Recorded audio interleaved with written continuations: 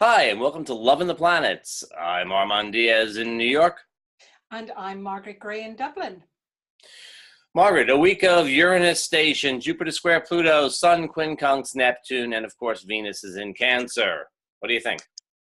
Well, I think it's quite a mixed bag. I think there are a lot of very different energies that are kind of pulling and pushing us. So I think it's kind of a week where there could be a little bit of anxiety around, a little bit of kind of impatience, frustrations, and so on. So just to be aware of that in relationships, because I mean, I suppose the first thing that's so important is, of course, Venus moving into Cancer.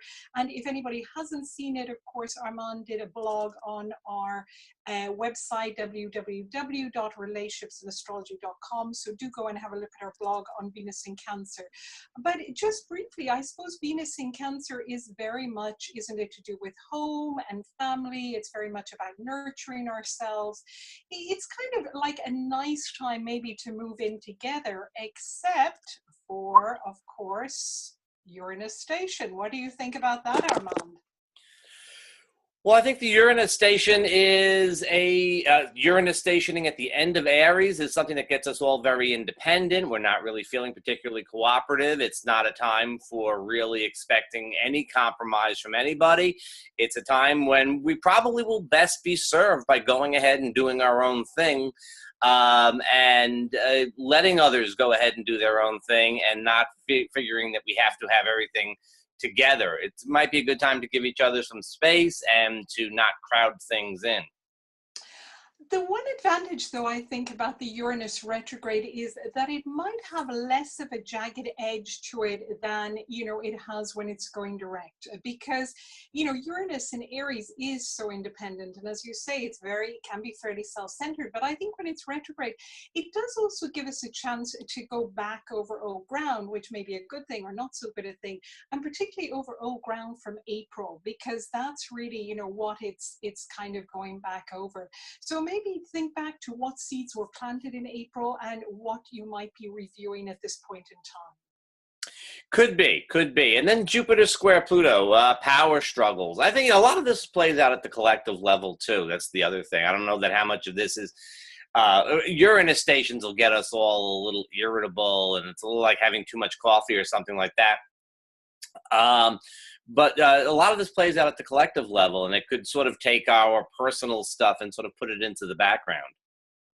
Yes, there's quite a lot of pressure, isn't there, on relationships at the moment, because there is so much going on in the collective, and the planets are really putting a lot of pressure on everyone. So I think it's really, maybe to use that Venus in Cancer to be a little gentle with each other and a little nurturing, and maybe have some nice time at home and do some nice things. And particularly, at the weekend with the Sun quincunx Neptune in Pisces, although there's a bit of a clash between the two, there's a bit of a push and pull between the self and giving oneself for others, it does also soften a little bit maybe the Sun in Leo, and give maybe potentially a little bit of a romantic feel at the weekend. That kind of feels like you don't look convinced, Armand. Okay. Well, I don't like this whole softening the Sun in Leo. Well, I don't know Of course. Get it. Also, too, but that's also, it's also coming up to the full moon eclipse, and I don't really, I feel that it could soften things. It could also help us to lose proportion. I don't know. I feel it's a rough energy this week.